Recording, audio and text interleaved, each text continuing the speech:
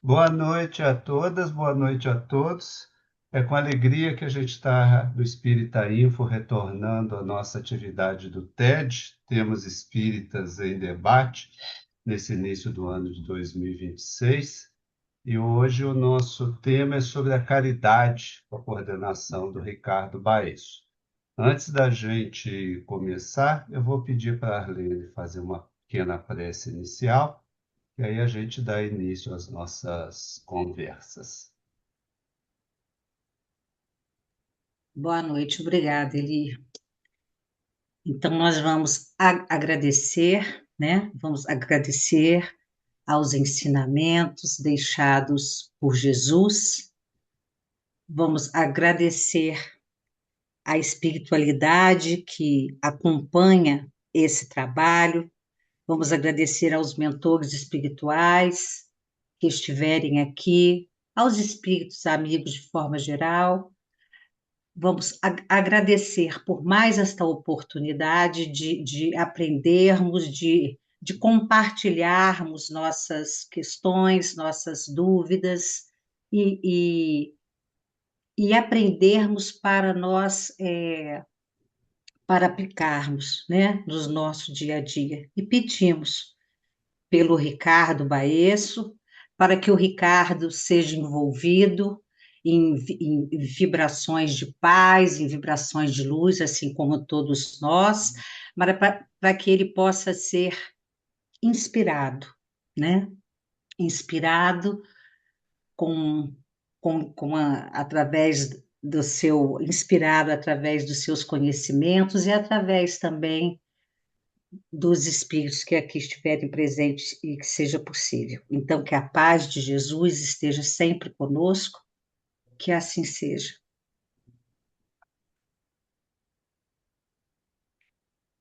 Muito bem, pessoal, muita paz para todo mundo. Vamos então promover aqui algumas provocações nesses 30 minutos iniciais, como acontece no TED, gerando algumas questões que depois vocês poderão debater e aprofundar, e é bom que seja assim, né? Caridade é um tema fortemente espírita, não é? A gente estuda a caridade desde as primeiras séries do Espiritismo para criança, nos cursos de Espiritismo, e a todo momento esse tema surge para nós na literatura espírita. Até mesmo há uma crença geral de que os espíritas são muito caridosos, né? Não só porque se fala muito em caridade, de tal forma que há um jargão de que fora da caridade não há salvação, mesmo porque também das práticas filantrópicas que acompanham o Espiritismo desde os seus primórdios. Allan Kardec ainda estava encarnado e centros espíritas do interior da França já se mobilizavam no sentido de criar trabalhos socorristas, assistenciais. Então, a questão da caridade está muito ligada, muito íntima do espiritismo e do movimento espírita, né? Miguel Couto, que foi um grande médico e político no início do século XX, ele disse certa feita: ai dos pobres do Rio de Janeiro, se não fossem os espíritas. Mas é um conceito muito elástico, né? É um conceito que a gente lança a mão dele em situações as mais diferentes, né? Tanto que Kardec, em determinado momento, quis saber dos espíritos como Jesus entendia a caridade. Então, essa pergunta já nos mostra como o conceito de caridade era fluido, né? Era elástico, e os espíritos deram uma resposta em que coloca a caridade como algo inerente ao comportamento humano, a todas as ações humanas, né? Segundo consta no Livro dos Espíritos, ela estaria, segundo Jesus, na bondade, na tolerância e no perdão. Mas o próprio Allan Kardec, ele faz uma definição de caridade numa questão em particular do Livro dos Espíritos, que é a que eu vou trazer para a gente refletir. Mas à guisa de introdução, me parece importante a gente entender a origem dessa palavra, pelo menos a origem evangélica dessa palavra. Porque ela vem lá do grego ágape, né? Que alguns traduzem como amor, outros traduzem como caridade. A palavra ágape é uma das quatro palavras gregas que podem ser traduzidas pela palavra amor. A primeira palavra eros, né? Eros expressa um tipo de amor estético, romântico, sempre impregnado de desejo, de alguma coisa de materialidade.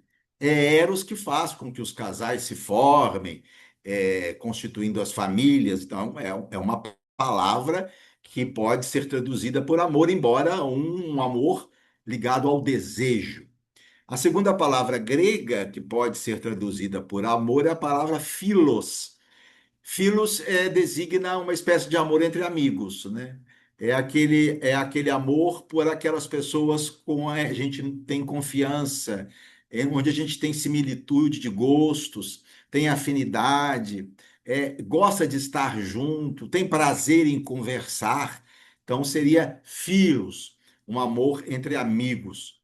A terceira palavra grega, que também pode ser traduzida por amor, é a palavra estorge.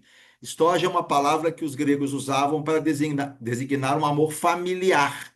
Então, é o amor de pai, é o amor de mãe, é o amor de irmão, é o amor de filho, é um amor que tem um DNA aí envolvido, seria o estorge. E, finalmente, a quarta palavra grega, que pode ser traduzida por amor, é ágape, que é encontrado 116 vezes no Novo Testamento. Curiosamente, quase não se vê essa palavra no Velho Testamento. Ágape também pode ser traduzido pela palavra amor. Mas ágape tem duas diferenças fundamentais das outras formas de amor. A primeira é a universalidade, né?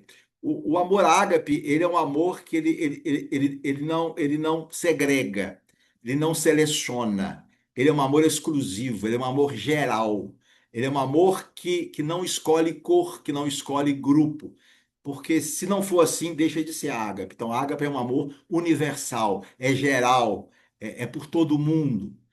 É diferente das outras formas de amor, não é? Eros é para aquela pessoa que a gente escolheu como parceiro. Filos é para os amigos, as pessoas que a gente tem confiança. Estorge é para o parente.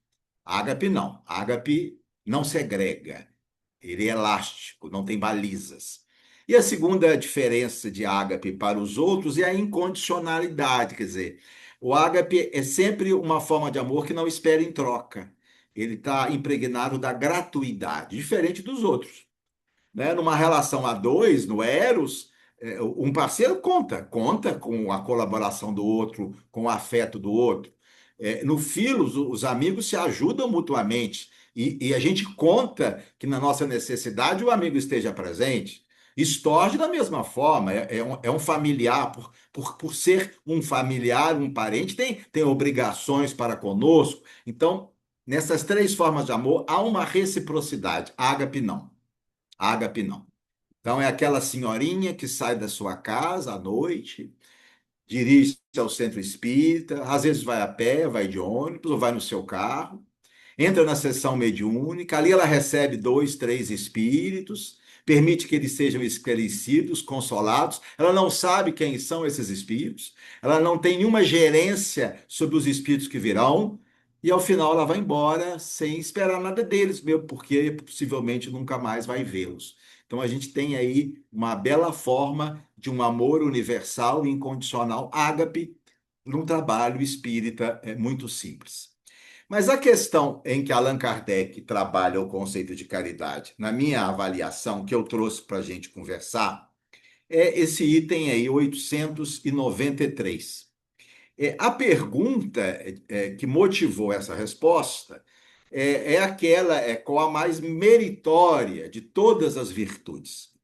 No desdobramento da resposta, a gente lê o seguinte: a sublimidade da virtude consiste no sacrifício do interesse pessoal pelo bem do próximo, sem segundas intenções.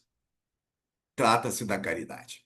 Então, notem que Kardec e os espíritos vão considerar a caridade a mais meritória de todas as virtudes humanas e vão defini-la com três fundamentos que eu identifico aqui. Quer dizer, ela está presente no sacrifício do interesse do indivíduo, redunda no bem de alguém, o bem do próximo, e sem segundas intenções. Então, eu vejo e trago para a gente refletir os três fundamentos da caridade, segundo Kardec: o sacrifício do interesse pessoal, o benefício de alguém e a gratuidade. Então, o primeiro fundamento seria o sacrifício pessoal. Não dá para pensar em caridade, seguindo o pensamento de Kardec, se não houver alguma perda. Aquele que está sendo caridoso, de alguma forma, perde alguma coisa, abre mão de alguma coisa. Ele abnega, nega-se a si mesmo em benefício do outro. Essa perda pode ser uma perda material, um dinheiro, um pacote de comida, né? Uma passagem, uma roupa usada, quer dizer, é algo que ele se livra, que ele se liberta, que ele solta, que é dele e que ele deixa de usufruir. Ou pode ser uma perda espiritual, pode ser o tempo, né? Essa médium que sai de sua casa e vai para uma sessão, ela está oferecendo um tempo que seria um tempo dela, da família, do contato com o esposo, com os filhos. Se nós vamos conversar com alguém, por exemplo, que se encontra com dificuldade no atendimento fraterno, nós estamos perdendo um tempo, quer dizer, a gente está abrindo mão de algo que é nosso, o nosso tempo, o nosso espaço, o nosso lazer ou outra atividade qualquer em benefício do outro. Então, é necessário, como o primeiro postulado da caridade, na visão de Kardec, segundo a minha leitura, que haja algum tipo de perda. Se não tem perda, eu acho que não dá para pensar em caridade. E o mais importante é que Kardec vai dar a conotação do valor da ação caridosa exatamente na intensidade do sacrifício. Kardec mostra isso num artigo da Revista Espírita, em setembro de 1862, em que ele vai apresentar a caridade como se fosse assim uma régua, como se fosse um contínuo entre há dois extremos. Kardec coloca num extremo a esmola, no outro extremo ele coloca a caridade para com os inimigos, mostrando então que seria um cursor. Quanto mais essa ação benévola exige de nós renúncia e sacrifício, mais valor espiritual tem, ou seja, mais ganho espiritual, mais amplitude de vibrações, mais luz adquire o indivíduo. Então, é o sacrifício, é o grau de renúncia. Jesus mostrou isso, né? A passagem do óbolo da viúva caracteriza exatamente que o valor da ação benevolente está no sacrifício que ela implica.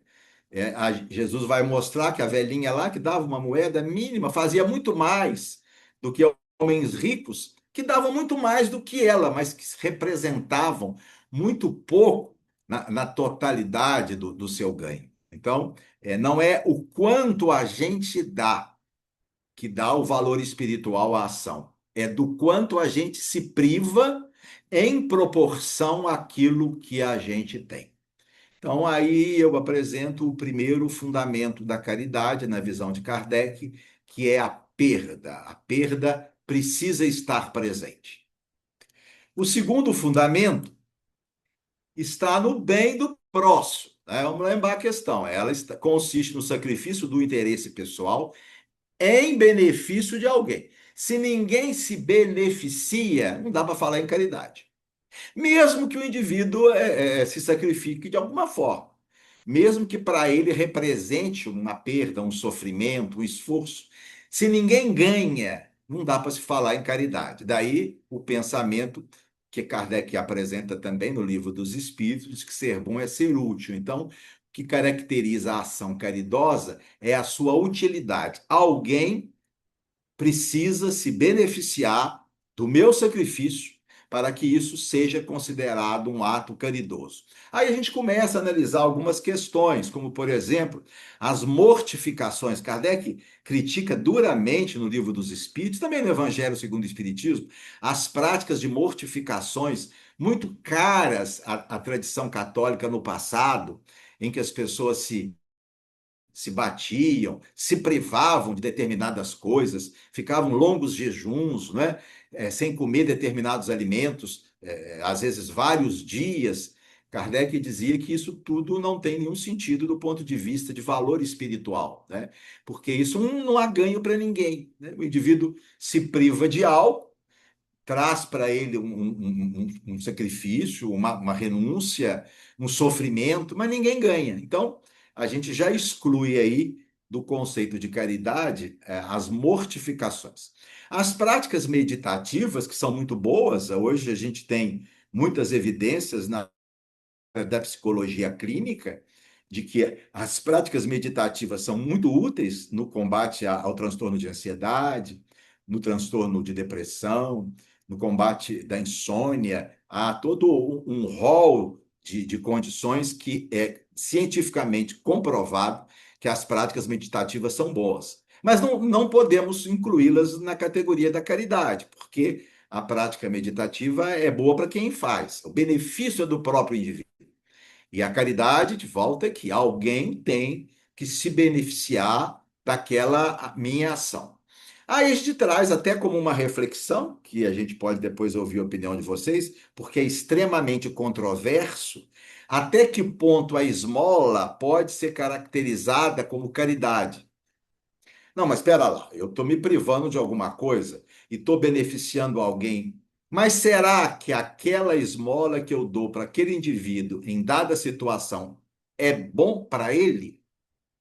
Será que eu estou pensando na situação real dele?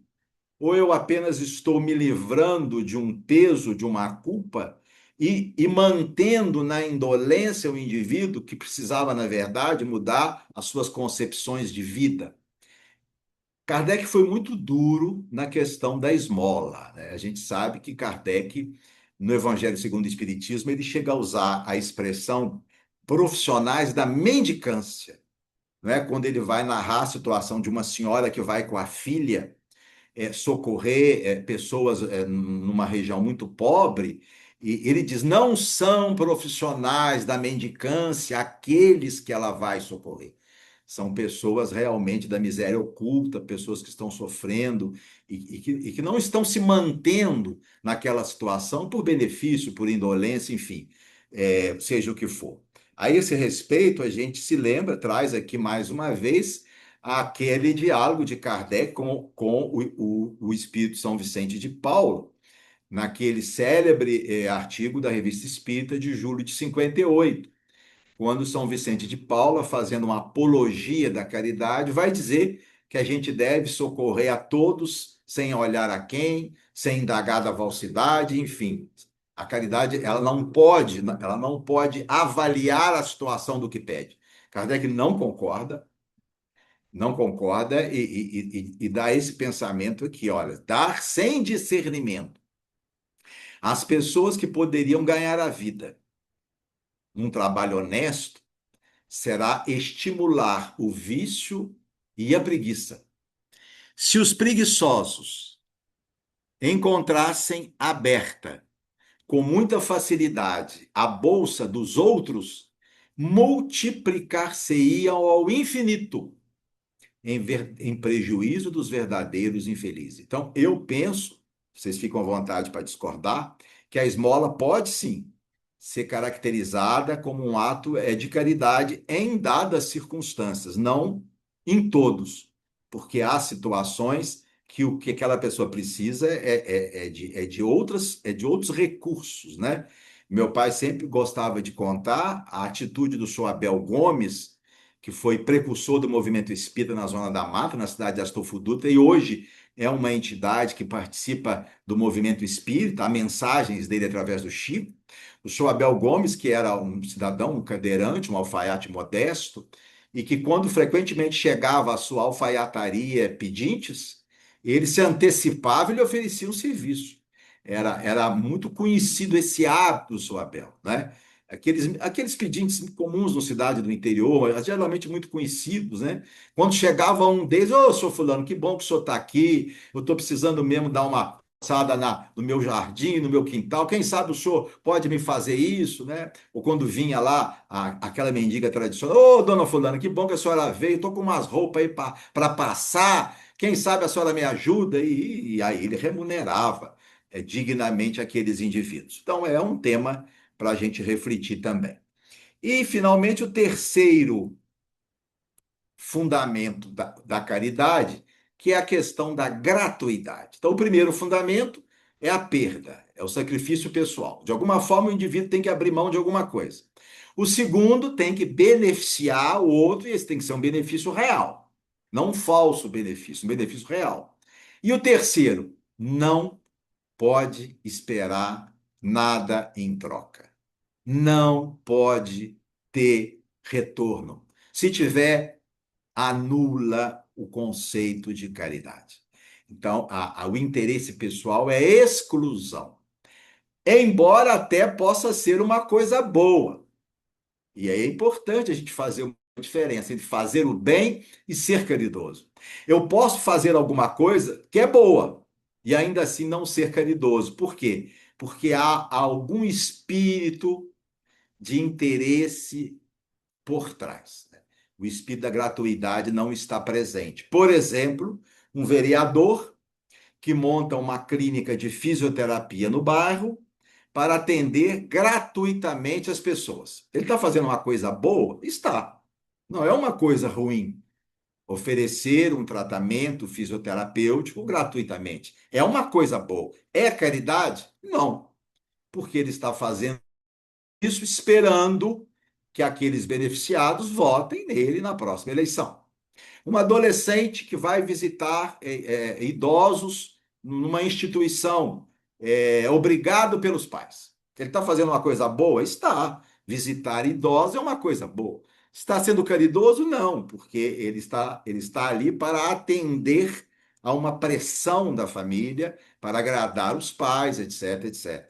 Era muito comum no passado, eu cheguei a acompanhar isso quando menino, nas cidades pequenas, os grandes fazendeiros que tinham dezenas de empregados que moravam na própria fazenda, eles eram considerados muito caridosos, esses fazendeiros, porque não deixava faltar nada para o empregado. Quando adoecia, levava no médico, comprava o remédio. Será que era caridade? Faziam coisas boas. É bom você dar assistência médica ao empregado, mas será que é caridade? Claro que não. Esses empregados trabalhavam de domingo a domingo, de sol a sol, não tinha salário mínimo, não tinha férias, não tinha coisa nenhuma. Na verdade, eles cuidavam do empregado como cuidavam das vacas. Embora fosse uma coisa boa, embora prestasse um serviço, não era caridade, porque não tem o espírito de gratuidade. E, finalmente, dentro ainda dessa questão das segundas intenções, é necessário que extrapole as fronteiras do grupo. Porque tudo aquilo que a gente faz dentro do grupo, indiretamente cai naquilo que os psicólogos evolucionistas chamam de altruísmo recíproco. Eu dou, mas eu tenho certeza que aquelas pessoas que são do meu grupo, um dia, se eu precisar, vão me dar também. Então, quando a ação ela é direcionada apenas para grupos de pares, de iguais, anula o princípio da gratuidade. Embora naquele momento possa até parecer que na verdade não, porque está implícito um socorro de alguém que está inserido no grupo nosso. Jesus trabalhou muito essa questão e também Allan Kardec. Há uma questão no Evangelho segundo o Espiritismo que é particularmente importante. Essa questão no capítulo 13 item 20. Kardec propõe a São Luís a seguinte pergunta: olhem só. A beneficência é bem compreendida quando se limita ao círculo de pessoas da mesma opinião, da mesma crença ou do mesmo partido? Olha só Kardec provocando. Quer dizer, faz sentido, é lógico eu ajudar apenas aqueles que são do mesmo partido que eu, que têm a mesma ideologia que a minha, que são da mesma religião? Faz sentido, isso é bem compreendido? Aí vem o São Luís, né, com um retumbante não. Não, não é bem compreendido. E São Luís vai dizer, pois é, sobretudo, o espírito de seita e de partido que deva ser abolido, porque todos os homens são irmãos. Olhem só, minha gente. Ele está dizendo que é sobretudo, é prioritário. Quando se fala em socorro e benevolência, é o mais importante. é extrapolar o conceito de seita, de grupo, de iguais, de pares, de etnia. Tem que ir além. E acrescenta: o verdadeiro cristão vê irmãos em todos os seus semelhantes. E para socorrer o necessitado, não procura saber a sua crença, a sua opinião, seja qual for.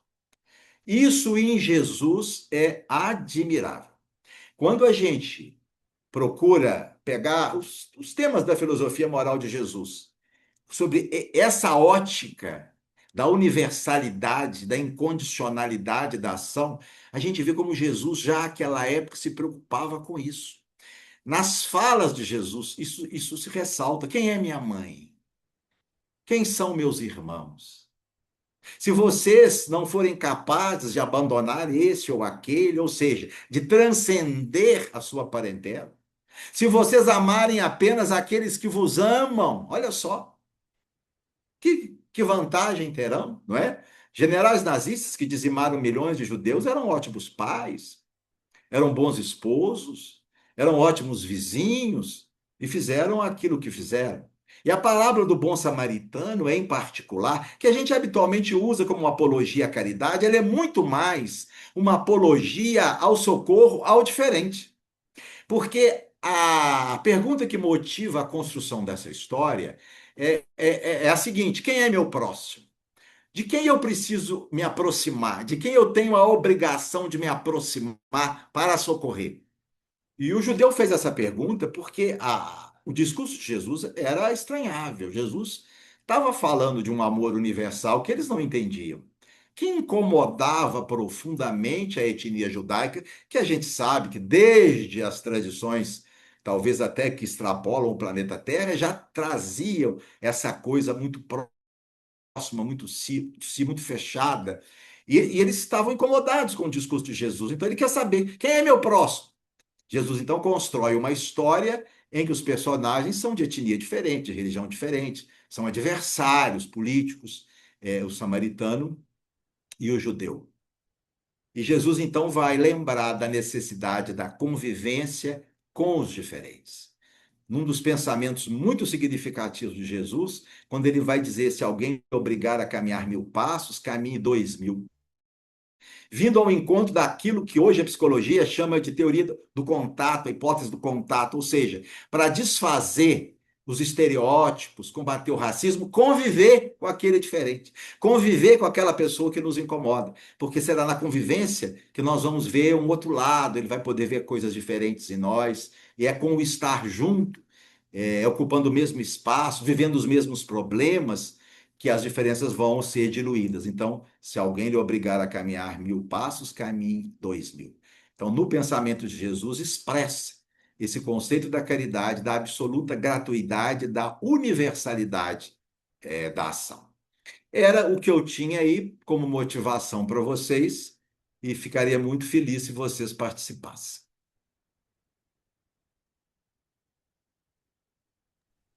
Ok, obrigado, Ricardo. Estamos abertos às participações. Alguém gostaria de começar? Eu tenho uma lista aqui, mas alguém gostaria de começar?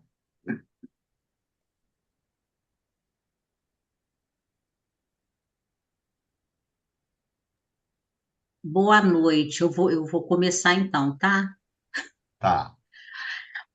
Ô, Ricardo, eu queria ouvir um pouquinho você sobre essa questão, se você pudesse desenvolver um pouco, sobre a questão da esmola, né? Ou seja, a esmola, ela pode ser boa dependendo do caso, digamos assim, né? Então, assim, a questão, ou seja, não podemos invalidar o valor, né? Eu até falei duas vezes a mesma coisa, mas, assim, a gente não pode retirar o valor da esmola enquanto caridade, mas, ao mesmo tempo, a gente tem que, a gente teria que atravessar o assistencialismo, porque para a gente seguir, para a gente conseguir seguir os ensinamentos de Jesus e própria proposta do Kardec, a gente tem que ter uma sociedade menos desigual.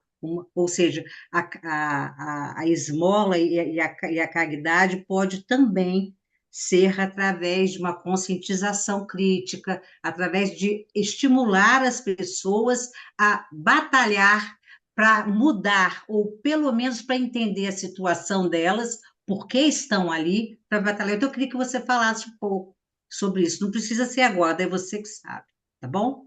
Que você desenvolvesse. Não, o Allan Kardec, ele trabalhou essa questão, né? Trabalhou isso mais para frente, né? Se eu não me engano, na 889. Ele pergunta de indivíduos que caíram na mendicância, se há pessoas que caíram na mendicância não por culpa própria, mas de terceiros, né? E na resposta ele admite que alguns sim, que alguns estão na mendicância e a responsabilidade é pessoal, e muitos outros não, em decorrência de contextos, né? De saúde, de falta de oportunidade, crise social, etc. Então, eu acho que o tema caridade é um tema muito complexo e que ele não deve ser examinado de uma forma simplista, né? Conforme alguns companheiros do movimento espírita, dar a qualquer um, dar a todos que nos pedem, sem saber por quê, sem saber como. Eu não acho que isso seja legal, porque a doutrina espírita é a doutrina da razão, a gente tem que trabalhar o raciocínio. No Evangelho segundo o Espiritismo tem uma mensagem lá que o Espírito diz assim: dai com sabedoria. Se a gente está interessado no melhor para aquela pessoa, o melhor pode não ser dar para ele uma moeda de R$ 1. O melhor seria a gente ir além. É claro que a gente esbarra com uma série de limitações próprias nossas mesmo, de uma estrutura social, etc, etc.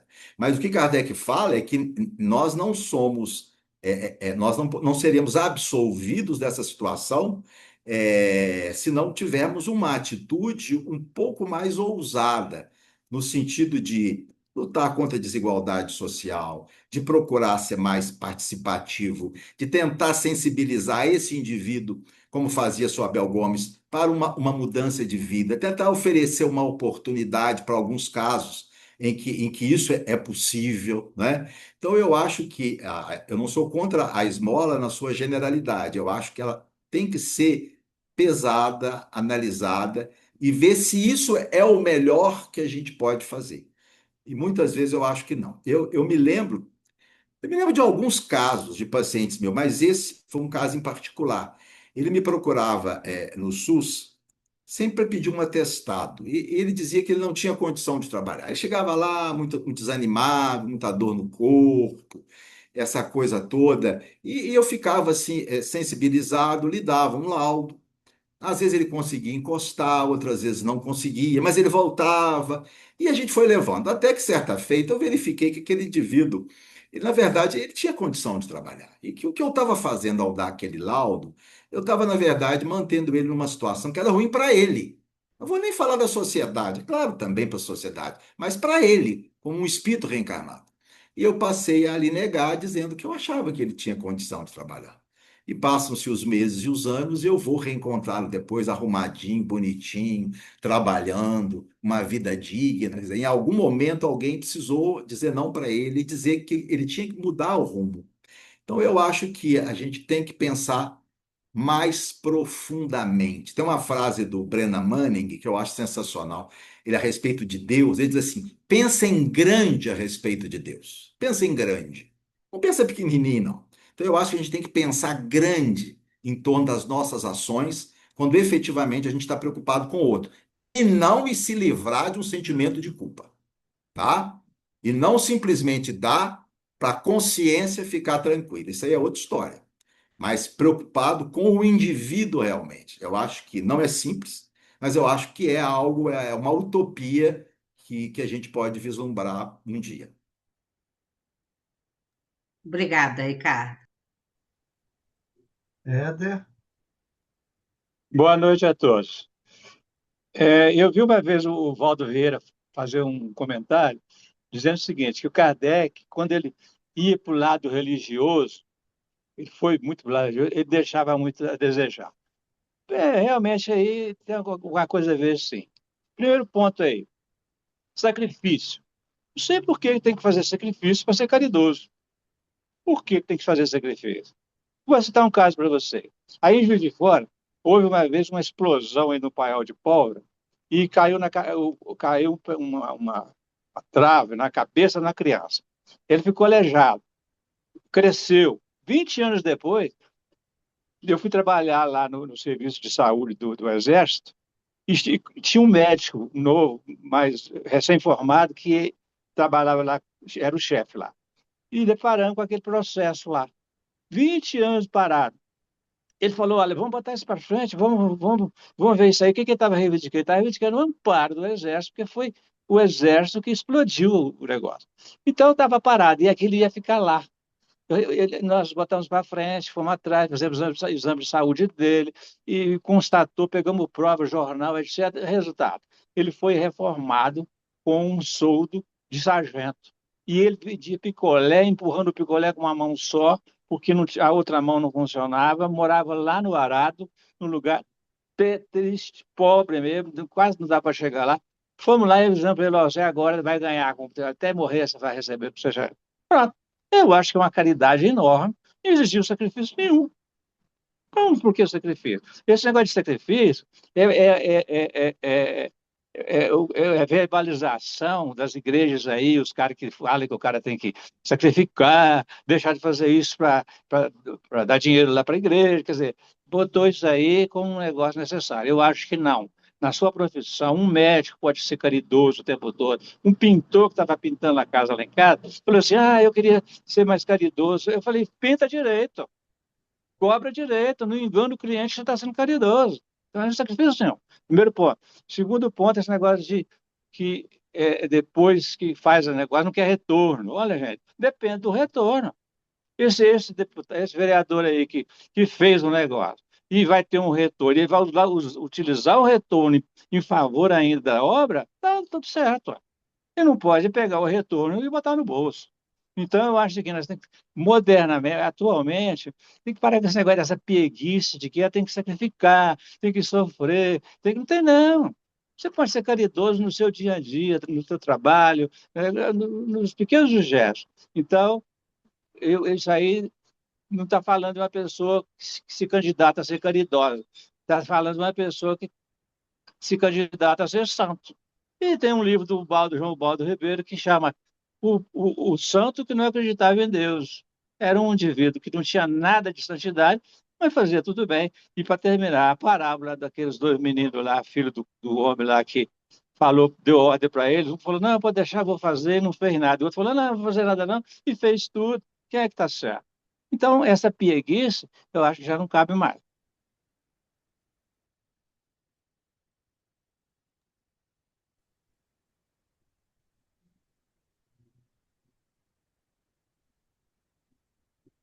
Quer comentar, Ricardo? Podemos avançar. Não, é só um esclarecimento ao Éder. O sacrifício, na ideia de Kardec, é perda, é algum tipo de perda. Não tem como você ser útil a alguém sem perder alguma coisa. O médico que atende de graça uma pessoa no consultório dele, ele perdeu um tempo. É nesse sentido. Não é esse sacrifício de dores, é o sacrifício no sentido de abrir mão de alguma coisa. 10 minutos que a gente conversa com um amigo, está sendo caridoso, foram 10 minutos do nosso tempo que foi oferecido a ele. Então, a ideia de perda de sacrifício é nesse sentido. Sempre há alguma coisa que a gente abre mão. Não necessariamente doído, não necessariamente trágico, não é nesse sentido. Mas de que há algum tipo de perda, sempre há. Se você dá R$ 10 para uma pessoa, você está perdendo R$ 10. Mas isso não foi sacrifício. Não, não foi sacrifício. Mas representou perda. A ideia de sacrifício aí, de Kardec, é perda, é algum tipo de perda. Você abre mão de algo. Mas para mim não tem valor nenhum. Mas está abrindo mão. De qualquer forma, você está abrindo mão. É nesse sentido.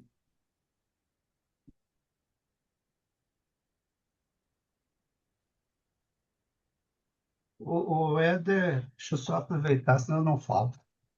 O Éder adiantou um pouco um comentário que eu ia fazer, eu vou voltar nesse ponto. Na realidade, antes de falar da questão do sacrifício, você fez uma distinção que eu acho muito sutil e que dificilmente a gente vê em outros grupos de estudo, né?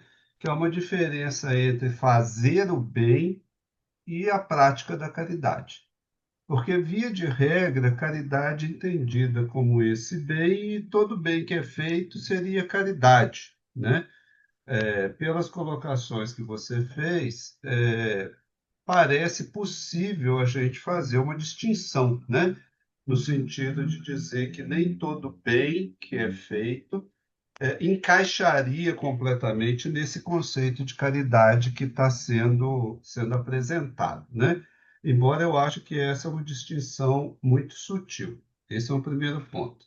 O segundo ponto e a característica do TED, né? A gente levantar uns problemas onde ninguém vê problema, pelo menos eu. Eu acho que a questão da caridade é um problema no Espiritismo. Em que sentido? Primeiro, e aí é onde eu falo que o Éder já adiantou um pouco, eu acho que boa parte das colocações que são feitas sobre caridade são feitas sob um viés extremamente religioso, né? É quase que uma caridade segundo o cristianismo e não uma caridade segundo o espiritismo. Aliás, a resposta de São Luís fala isso, né? O verdadeiro cristão, né? Então, por que eu acho que é um problema? Um problema, de uma maneira muito simplificada, né? É claro que é mais complexo que isso, é o seguinte: nós precisamos fazer a caridade para sermos bons, mas a gente precisa ser bom para poder fazer a caridade. Então, o que vai ser feito primeiro, né? Porque se o que eu estou fazendo é o bem, mas não é a caridade, eu não estou sendo caridoso. Mas se eu não estou sendo caridoso, isso no conceito comum, não estou sendo bom. Então fica numa ideia circular de que vira e mexe a gente encontra as pessoas falando, eu não faço caridade, mas faz muitas coisas boas. Não sou tão bom o suficiente para fazer a caridade, mas faz coisas boas.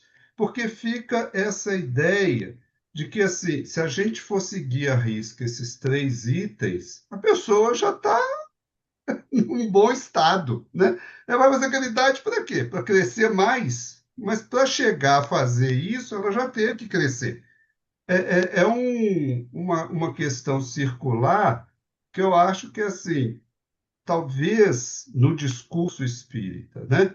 Mais do que a caridade, a gente precisasse incentivar o bem, mesmo que no estado atual da maioria de nós, o bem não atenda a todos esses itens da caridade.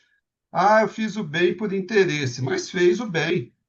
Eu fiz o bem esperando alguma coisa em troca, mas fez o bem, porque o bem vai ser sempre um exercício. Muitas vezes a pessoa não está em condição de abrir mão disso, não está em condição de se abnegar, não está em condição de, né, não esperar nada em troca, mas tem condição de fazer algo útil, algo que vai ser importante para o próximo, algo que vai ajudar de alguma forma, mesmo que não atenda a todos esses itens. Então, eu acho assim, muitas vezes a caridade é colocada como um extremo, né? Que a maioria das pessoas, bom, eu falo assim, né? É o que eu imagino. A maioria das pessoas não consegue se encaixar nesses itens todos. A questão do sacrifício, a palavra sacrifício, né?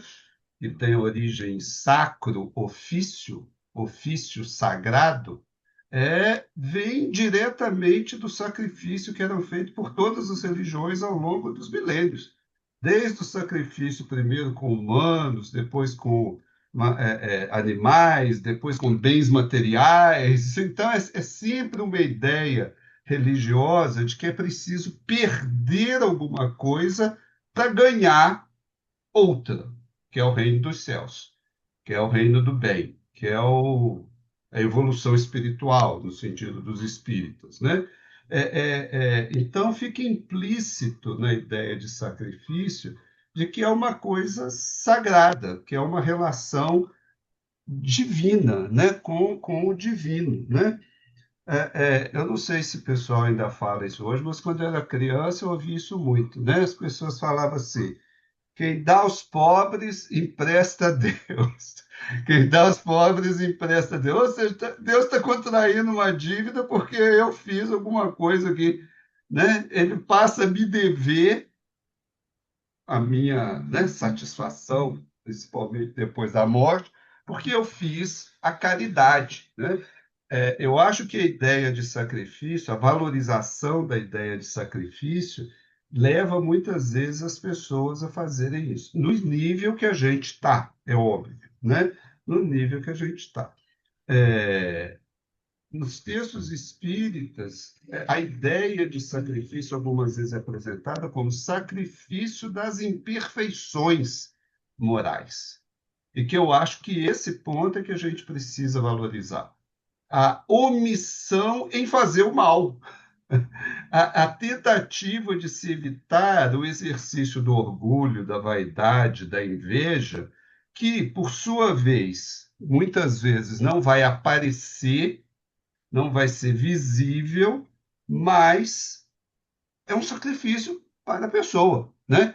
Ela não está abrindo mão de algo que ela tem, ela está abrindo mão de algo que ela precisa superar. E é esse que eu acho que é uma inversão necessária. A questão, por exemplo, da meditação, da prece como bem, eu sempre achei muito curiosa, né? Porque a ideia é que o bem, para ser bem, tem que ser prático, tem que ser visível, tem que ser material, tem que ser perceptível, né? Mas é curioso, se a gente for pegar do ponto de vista evangélico, que quando Jesus fala, quem olhar para a mulher com não sei o quê, já com ela já pecou, e propõe uma ideia de pecado por pensamento, fica parecendo que você erra por pensamento, mas você não acerta por pensamento. Pensamento serve para você errar, mas não serve para você acertar. Então, se eu estou vibrando em favor de alguém, fazendo uma prece em favor de alguém, se na minha meditação eu tento imaginar o bem para alguém, por que que isso também não é um acerto? Por que que isso não pode ser levado em consideração como um bem, né? Da mesma forma como a má intenção, o mau pensamento já é considerado um erro, né? Então, eu acho que esses pontos em relação à caridade, é, é, conforme o Ricardo falou, é sempre um assunto muito complexo, mas eu acho que esse viés ainda muito, que traz um viés muito religioso e que muitas vezes não é tão racional, que quando a gente pensa de uma maneira mais racional, né, a coisa fica mais factível, o exercício do bem fica mais factível. Eu acho que a gente precisa realmente refletir mais sobre isso, né?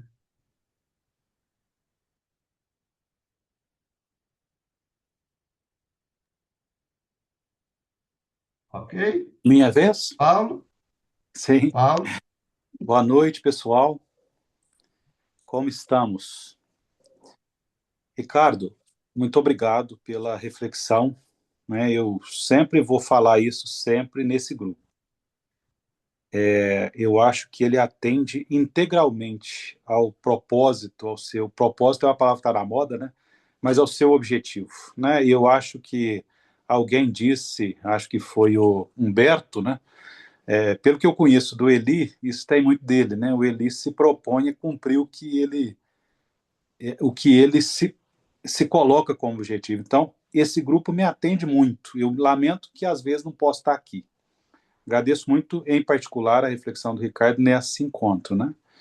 E aí eu vou falar um pouco do que o Eli falou e no sentido contrário do que o Éder propôs. No sentido, portanto, no meu entendimento, no sentido do que o Ricardo traz. A caridade, do meu ponto de vista, de acordo não somente com Kardec, mas com o que a gente poderia tentar achar ali objetivamente no ensino dos espíritos, né? Porque há o ensino dos espíritos, que é uma provocação de Kardec, e há a reflexão de Kardec, que é uma reflexão de um espírito da Pleiade de Jesus, do meu ponto de vista, né? Data máxima venia, né?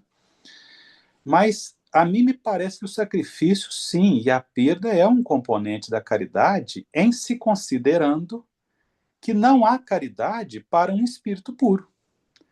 Um espírito puro, em função da sua consonância perfeita com as leis de Deus, não é caridoso, não faz caridade. Ele cumpre a lei de Deus. Então não há boa vontade num espírito puro. Há um cumprimento da lei de Deus, que também não é determinismo, é produto do trabalho dele, né? Não há indulgência de um espírito puro. Né? Por que a gente é benevolente? Porque a gente precisa da boa vontade do outro. Por que a gente é indulgente? Porque a gente sabe que vai errar. E por que a gente perdoa? Porque a gente se ofende. Então, um espírito puro não se ofende, portanto, não tem necessidade de perdoar. Um espírito puro é uma questão mais de lógica, né? E é claro que, em sendo uma questão de lógica, é uma questão ético-moral. A caridade só tem sentido na sua faceta sacrificial, e aí o Eli disse muito bem que é muito do nosso tempo de evolução, não é? A caridade, na sua faceta sacrificial, tem a ver conosco, espíritos em desenvolvimento. Se não houver sacrifício, não há progresso. Talvez o sacrifício seja a expressão de trabalho que junta, né, no mesmo amálgama, a vontade de ser bom com a ação de ser bom. Né? O trabalho para nós, por exemplo, o trabalho para nós no atual estágio evolutivo, comparado ao tripalium, ainda é instrumento de sacrifício. Para um espírito puro, não é sacrifício nenhum. Para quem, né, o Ricardo gosta muito de dizer isso, acho que disse isso hoje de novo, para quem faz com prazer, o trabalho não é sacrifício, mas há o trabalho sacrificial. Então, eu concordo plenamente com a ideia, porque senão não teria nenhum outro sentido, né, com todo respeito ao Éder, mas não teria sentido o exercício da caridade, o exercício efetivo da caridade, se ele não for, em algum nível, sacrificial, não é? E aí eu voltaria a lembrar que, em qualquer instância, Kardec, a concepção de caridade de Kardec é a concepção de Jesus. Então, se na esmola há benevolência, há indulgência e há, eventualmente, né, São Vicente de Paulo dizia que os pobres são exigentes. Quem já fez experiência de atender afetivo, emocionalmente, ou materialmente uma pessoa desprovida de bens materiais, sabe o que é isso. Nós pobres somos exigentes, né? A gente aceita a dádiva material ou afetivo emocional, mas nem sempre com uma cara muito boa, né? Nem sempre satisfeito por estar recebendo. Então, há sacrifício nisso, não tem como. Do meu ponto de vista, considerando o ensino dos espíritos, de que estamos em processo evolutivo e nem em convalescença estamos. Estamos em estágio de expiação e prova, não é?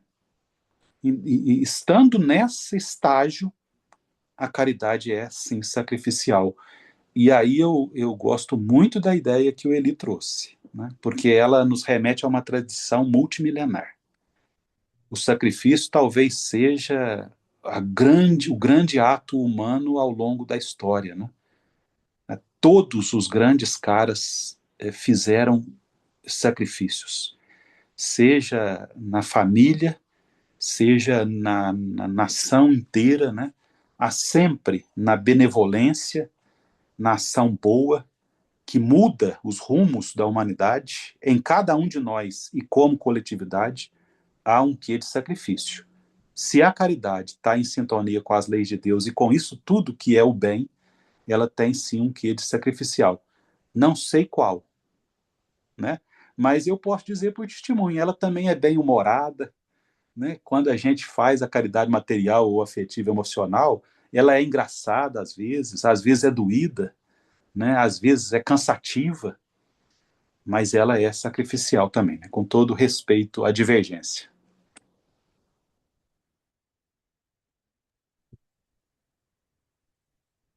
Quem mais?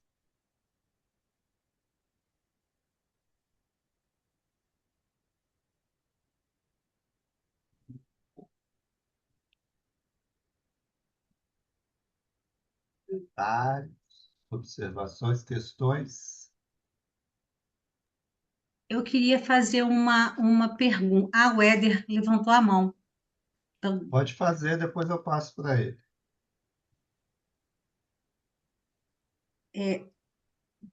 é, eu gostei muito da fala de vocês, tá? Gostei muito. E uma coisa, ô, Ricardo, eu não te agradeci pela apresentação. Depois eu falei, gente, fui tão mal educada, mas eu adorei, tá? Eu achei muito boa, sintética e Não muito, precisa muito, agradecer, não, Marlene. muito consistente. Eu queria fazer uma pergunta, quem quiser responde, se ninguém quiser não responde também. Nós poderíamos pensar sacrifício como sinônimo também de abrir mão de, ou seja, eu vou dar um exemplo sobre a questão da equidade, né? Da própria equidade, que é o que nós queremos, né? É o que nós queremos, ou seja, a gente quer que as pessoas tenham os direitos garantidos, ainda que sejam pessoas, ainda que sejamos todos diferentes um do outro, né? Então, assim, a gente quer que as pessoas tenham esse direito. Então, eu fico pensando nisso que o Eli falou, o Paulo, você também. Será que a gente pode trazer o sacrifício para essa questão? Ou seja, eu sou muito rica, não sou não, tá, gente? Eu não sou nada rica, mas enfim, eu sou muito rica, mas abrir mão da riqueza, abrir mão de alguns ganhos em prol do outro. Eu estou falando em termos de processo histórico, né?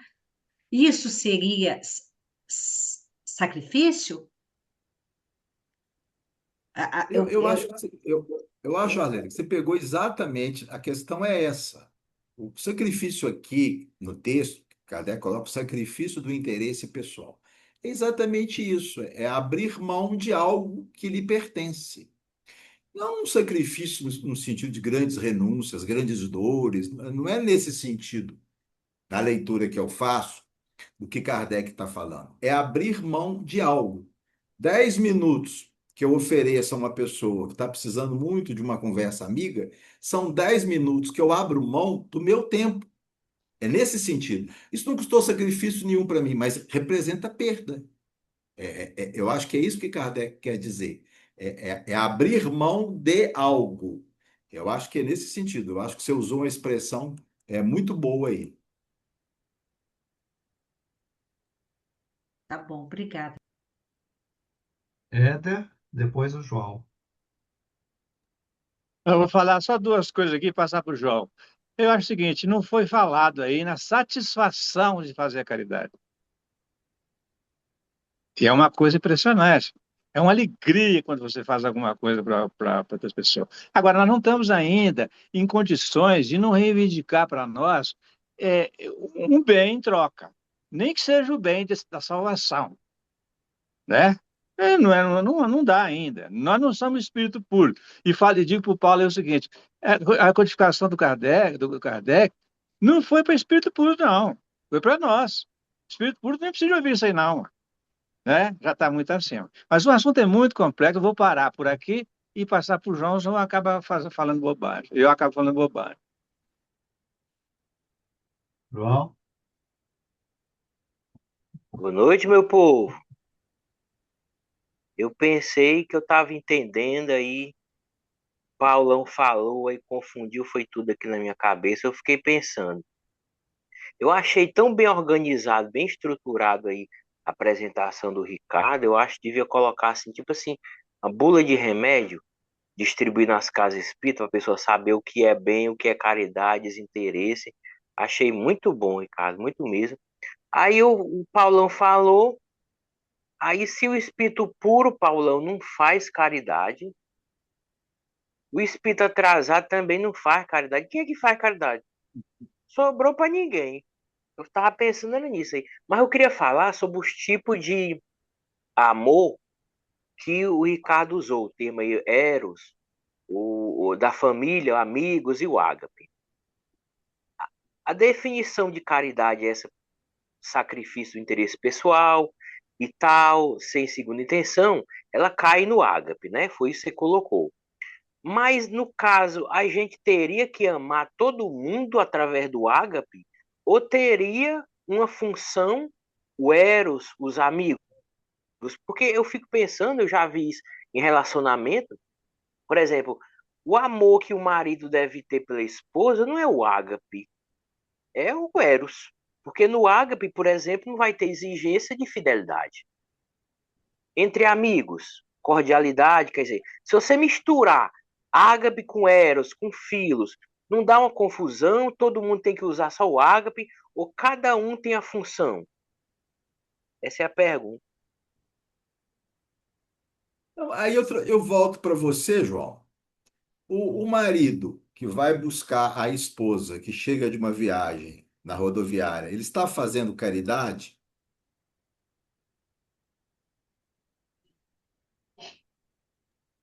Eu acho que não. Não, mas ele está abrindo mão de um tempo, alguém vai ser beneficiado. Eu acho que aí é eros. Pois é o que eu penso, exatamente. A caridade tem a questão da não reciprocidade. Ele está fazendo isso, mas ele sabe que se fosse o contrário, seria ela que ia buscá-lo. Então está implícita a reciprocidade.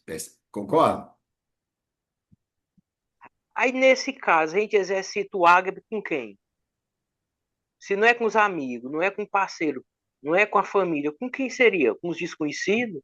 Mas eu comecei falando da senhorinha que sai de casa, vai para o centro espírita, para a sessão, recebe dois ou três espíritos e volta para casa. Isso é o quê? Isso é É, ágape. nesse caso, a minha dúvida é essa: não existiria ágape na relação marido-mulher de forma alguma? Ou pode existir, por exemplo, o caso que o marido abandona a esposa, como acontece muito, troca ela por uma novinha, depois a nova vai embora quando ele fica prostrado, deficiente, ele volta doente, e muita gente diz: essa mulher é muito besta, vai cuidar do marido, e ainda assim ela cuida dele. Aí seria um amor incondicional. Ah, aí já muda um pouco a Já história, né? tem, né? É, Já muda a história. vou Doutora deixar para o Paulo Elizabeth falar. Kriber-Ross foi isso, né? Não sei se você lembra da história dela. O marido largou ela por uma novinha, ele teve um AVC, a novinha mandou ele embora, ela pegou ele de volta e cuidou dele até ele morrer. Aí é caridade, meu caro. Paulo, não, é contigo.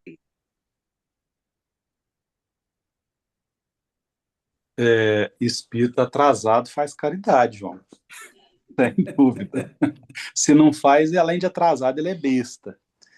Mas é besta porque é atrasado.